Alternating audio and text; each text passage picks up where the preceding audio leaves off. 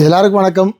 நேற்று என்னோட திரௌபதி 2ஆம் படத்திலிருந்து முதல் பாடல் எம்கோனே அப்படின்ற பாட்டை வந்து வெளியிட்டிருந்தோம் லகர் யூடியூப் சேனலில் ஜிப்ரான் சார் இசையில். அந்த பாடலை பாடகி சின்மை அவர்கள் பாடியிருந்தாங்க. இந்த பாட்டை வந்து நாங்கள் டியூனாக ரெடி பண்ணப்பவே நான் வந்து சொல்லிட்டேன், சார் சின்மை மேடம் பாட வைக்கலாம், ரொம்ப அழகான ஒரு மெலடி இது, அவங்க பாடினாங்கன்னா அந்த பாட்டுக்கு ஒரு உயிர் இருக்கும். ஏன்னா நான் ரொம்ப நாளாக சின்மை மேடமோட ஃபேன் ஃபாலோவர். அவங்க அவ்வளோ அழகாக இருக்கும் அவங்களோட வாய்ஸ். அதனால தான் நான் தான் கேட்டேன், அவர் ஒத்துக்கிட்டார். அண்டு செல்வமீரா வந்து பாடல் வரிகள் எழுதினதுக்கப்புறம் மேடமை கூப்பிட்டு சாங் ரெக்கார்டிங் பண்ணோம். ஜிப்ரான் சார் தான் அந்த பாடலை வந்து பதிவு செஞ்சார், நான் இல்லை அவங்க பதிவு செய்கிறப்போ. பட் அவங்களுக்கு என்னோடய டீம்லேருந்து போய் ஷூட் பண்ணுறத வீடியோலாம் எடுத்தாங்க, எக்ஸ்பிளைன்லாம் பண்ணியிருக்காங்க எந்த மாதிரியான மூடில் இந்த பாடல் வருது அதெல்லாம். ஸோ இதெல்லாம் நல்லபடியாக முடிஞ்சிச்சு. நேற்று அந்த பாடல் வெளியிடறதுக்காக ஒரு ப்ரமோ போட்டப்போ அதில் அந்த சின்மை மேடமோட விஷுவல்ஸ் வந்தது. அதை பார்த்த சில பேருக்கு வந்து என்ன நடந்துச்சுன்னு புரியல. எனக்கு நான் ட்விட்டரில் ரெகுலராக இருக்கிறதால, எக்ஸில் ரெகுலராக இருக்கிறதால எனக்கு வந்து அது புரிஞ்சிச்சு. உடனே ஒரு கண்டினியூஸாக ஒரு 30 பேர் வந்து சின்மை மேடமாக கண்டினியூஸாக அட்டாக் பண்ணுறாங்க. என்னென்னா, இந்த மாதிரி திரௌபதி, ருத்ரதாண்டவம், பகாசுரன் போன்ற படங்களெல்லாம் எடுத்தார்.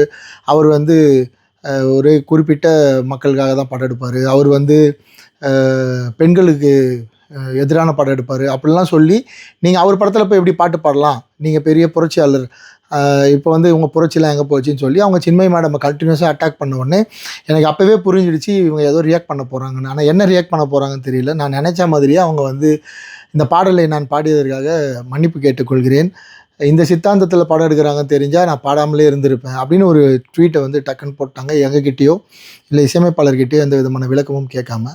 அது எங்களுக்கு ரொம்ப அதிர்ச்சியாக தான் இருந்தது. ஏன்னா ஒரு படக்குழுவாக ஒரு இவ்வளோ பெரிய பட்ஜெட்டில் இவ்வளோ பெரிய ஒர்க் பண்ணி இதில் என்ன பண்ணியிருக்கோம், என்ன கண்டென்ட்னு கூட தெரியாது யாருக்கும், அவங்களுக்குமே தெரியாது. ஒரு வாட்டி கேட்டுருக்கலாம், இந்த மாதிரி சொல்கிறாங்க என்ன உங்கள் நிலைப்பாடுன்னு கேட்டுட்டு கூட அவங்க ஒரு முடிவு எடுத்துருக்கலாம். ஸோ எடுக்காமல் அந்த மாதிரி ஒரு மன்னிப்பு கேட்டதால் எனக்கு வந்து நம்ம என்ன சித்தாந்தத்தில் இருக்கிறோம், நான் என்ன சொல்வேன், எப்போவுமே கடவுள் இருக்குதுன்னு சொல்கிற ஆள் நான். இங்கே தமிழ் சினிமாவில் அதுதான் பெரிய பிரச்சனை, கடவுள் இருக்குது கடவுள் இல்லை அப்படின்னு சொல்கிற சித்தாந்தம் தான் இங்கே பெரிய சித்தாந்தமாக இருக்குது. அதை சுற்றி தான் மொத்தமும் இருக்குது. எனக்கு தெரிஞ்சு சின்மை மேடம் இது வரைக்கும் கடவுள் இல்லை, கடவுளுக்கு எதுவாக பேசினது இல்லை. அவங்க சின்மை ஸ்ரீபாதா அப்படின்னு தான் பேர் வச்சுருக்காங்க. ஸ்ரீபாதானா என்ன அர்த்தம்னா ஸ்ரீபாதம், இறைவனோட பாதம் தான் அர்த்தம். ஸோ பேர்லேயே அவங்க வந்து இறைவனை தாங்கி தான் இருக்காங்க. ஸோ எனக்கு சித்தாந்தமாக நான் அவங்க கூட எதில் வேறுபட்டு நிற்கிறேன்னு தெரியல. அப்படி இருந்தால் கூட நான் இவங்களுக்கெல்லாம் பாட மாட்டேன், இந்த மாதிரி சித்தாந்தம் இவங்கெல்லாம் பாட மாட்டேன்னு எங்கேயாவது அவங்க ஸ்டேட்மெண்ட் கொடுத்துருந்தா கண்டிப்பாக நான் கூப்பிட்ருக்க மாட்டேன். ரொம்ப விரும்பி ஆசைப்பட்டு அவங்க குரலில் தான் இந்த பாடல் பதிவாகணும்னு நான் தான் கேட்டேன். கடைசியில் இப்படி ஒரு விஷயம் நடந்துச்சு. எனக்கு என்ன தெளிவு வேணும் இந்த வீடியோ எதுக்காக அப்படின்னா, எதுக்கு மேடம் நீங்கள் வந்து வருத்தம் தெரிவிச்சிங்க, உங்களை வருத்தம் தெரிவிக்க சொல்லி, உங்களை வந்து இந்த பாடல் பாடினதுக்காக அப்பாலஜிஸ்ன்ற வார்த்தை பயன்படுத்த சொல்லி உங்களுக்கு பின்னாடி இருந்து யாரோ புற அழுத்தம் கொடுத்துருக்காங்க, அவங்கக்கிட்டே எதுக்காக நான் என்னை வருத்தம் தெரிவிக்க சொன்னீங்கன்னு கேட்டு அது ஒரு விளக்கமாக நீங்கள் இதே ட்விட்டர்லையோ இல்லைனா உங்களோட லெட்டர் பேட்லேயோ ஒரு விளக்கம் கொடுத்தீங்கன்னா அது எங்களோட படத்தை எந்த வகையிலும் பாதிக்காமல், வியாபாரத்தை பாதிக்காமல் இருக்கும். பாடல் நல்லபடியாக போயிட்டுருக்கு, ஆர்கானிக்காக ஒரு 1 மில்லியன் வியூஸ் வந்து நம்ம இப்போ பேசிகிட்டு இருக்க இந்த நேரத்தில் பாடல் நெருங்கிடுச்சு.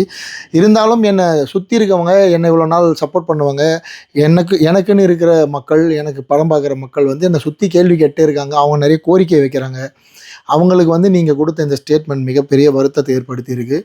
அண்ட் ப்ரொடியூசருக்குமே வந்து, சார் என்ன சார் நமக்கு பிஸ்னஸ் இதுக்கு பாதிக்குமா, அவங்க ஏன் அப்படி ஒரு ஸ்டேட்மெண்ட் நம்மளை கேட்காம கொடுத்தாங்கன்னு கேட்குறாரு. எனக்கு பதில் சொல்ல தெரியலை. அதனால் சின்மை மேடம் என்ன காரணத்துக்காக நான் உங்களை நேரடியாக மீட் பண்ணி பேசினதில்லை, எனக்கும் உங்களுக்கும் எந்த விதமான எந்த தொடர்பும் இல்லை, எந்த விதமான பேச்சுவார்த்தையும் இல்லை. அப்படி இருக்கப்போ நான் ஏதோ பெரிய குற்றம் பண்ணிட்ட மாதிரி, தப்பு பண்ணிட்ட மாதிரி, இது ஒரு வகையான ஒரு ஒதுக்கி வச்சு பேசுகிற மாதிரி, ஒரு மாதிரி நான் ஏதோ பெருசாக இந்தியா நாட்டை தாண்டி வெளியே இருக்கிறவங்களுக்கு வந்து நான் ஏதோ ஒர்க் பண்ணி என்னை வந்து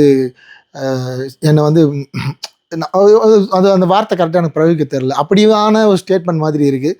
ஸோ தயவு செஞ்சு நீங்கள் ஒரு விளக்கம் கொடுப்பீங்கன்னு நான் நினைக்கிறேன். அப்படி விளக்கம் கொடுக்க விருப்பம் இல்லைன்னா நீங்கள் போட்ட அந்த பதிவையாவது நீங்கள் நீக்கிடணும். ஏன்னா அது இந்த படத்தை வியாபார ரீதியில் எந்த வகையிலும் அது பாதிக்கக்கூடாதுன்னு நான் உங்களை கேட்டுக்கிறேன். And thank you. அவ்வளோ பெரிய பிரச்சனை வந்தப்பவும் என் கூட நின்று இந்த பாடலை வந்து பொதுமக்கள் கிட்ட, வெகுஜனம் கிட்ட கொண்டு போய் சேர்த்து ரசித்து கொண்டாடிட்டுருக்கீங்க.